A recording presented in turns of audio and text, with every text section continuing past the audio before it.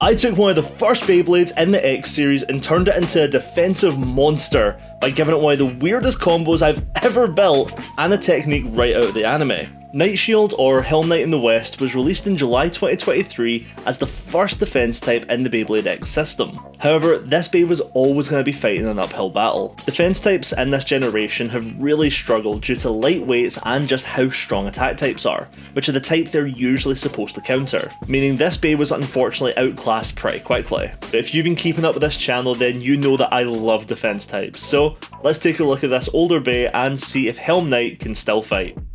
That actually wasn't a bad rhyme.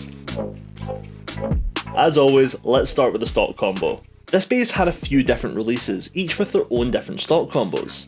Even the one that I had came with completely different parts from the original. So, for the point of this video, we're going to go with the stock combo that came with the first release. Starting with the blade, Knight is super round, which is perfect for deflecting and parrying big attacks. It also curves moving around the edge of the blade, going up and down and helping to destabilise opponents. This blade is very well designed. Most of the metal is on the outside, which helps a lot with outward force.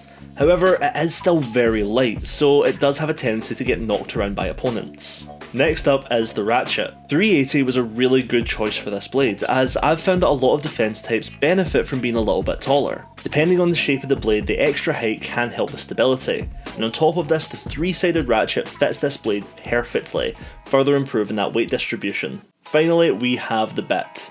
Needle gets a lot of hate, but once again it was a really good choice for this Bey. Because it has such a small contact point, it doesn't generate as much friction, meaning this Bey needs less energy to keep spinning. Its shape also allows the Bey to tilt back and forward and utilise the shape of the blade to further destabilise opponents. However, it is fairly well known that taller Beys with low friction bits have a little less contact with the stadium and are more susceptible to over and extreme finishes. To be perfectly honest with you, this isn't that bad a combo, especially if you're used to using defense types. However, in my testing, it did get knocked around quite a bit, and anytime it did win, it felt more like a fluke. So I think I can do a little bit better while still keeping the original idea for this Bey intact. First off, the Ratchet. I fully intend to still keep this on an 80 height as I want it to tilt back and forward without scraping against the stadium, and one of the best choices for doing this is 180. This Ratchet serves two purposes. First off, it's going to keep the Bey unbalanced, forcing it to tilt over, which helps it deal with head-on attacks. Secondly, it's going to help with one of the major weaknesses of this Bey, as the one-sided ratchet's irregular shape helps knock them back out of the pocket if they've been overfinished. Next up is the bit, and this is where things get weird because I'm recommending high needle. Hear me out. Like I said, I want this Bey to tilt at quite a steep angle, as if it takes on a head-on attack it's going to disperse the kinetic energy. This gives the bit more of a chance to dig into the stadium and can stop it from flying into one of the pockets. However, the major downside to this tactic is if your opponent's Bey gets behind you, they have a clear shot at your ratchet, which is a pretty fast way to lose. And this is where high needle comes in. Due to its unique shape, it slightly raises the centre of gravity of this Bey, meaning that it can do this weird type of spin that almost looks like it's about to topple over, but it's actually very stable. This is a tactic ripped straight from the anime, and it makes it much harder for the opponent's Bey to get behind you, as the tilted side is constantly circling around, making this Bey much better at dealing with head-on collisions and extreme dashes. So let's put it together and test it out.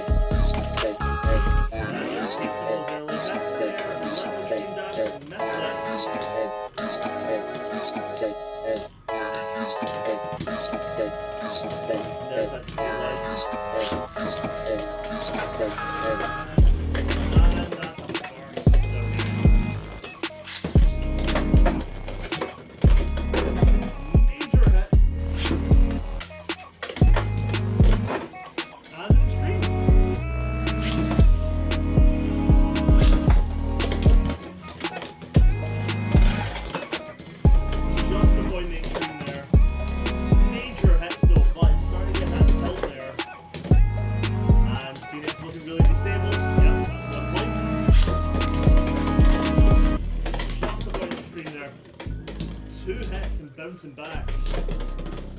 Another major hit, but still staying up nicely. And Phoenix is starting to struggle a wee bit. Another point.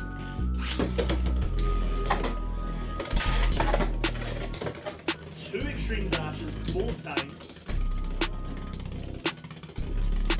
Knight's struggle a wee bit though.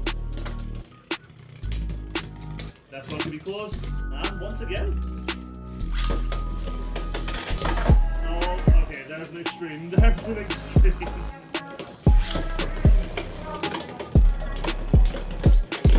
Major hits there. And a little extreme dash, but not quite enough. Phoenix is looking a bit tired there, and that's going to be that. I had a lot of fun making this combo. Anytime I can make a bait act how it does in the anime, it's gonna be a good time for me. And I'm really glad I got to do it with the first defense type of this generation. Now of course, there are gonna be a bunch of different attack types that could easily take this thing out. That's just the nature of an evolving meta. I didn't build this combo to shake up the competitive scene. Instead, I did it to give some love to an older defense type that, in my opinion, got overlooked a little bit too soon. Which is why I recommend Shield Knight 180 High Needle. Thank you so much for watching. If you have a combo for Shield Knight, or if there's another bait you want me to have a look at, go ahead and leave it down in the comments. And if you are a defense player, then I highly recommend trying this out.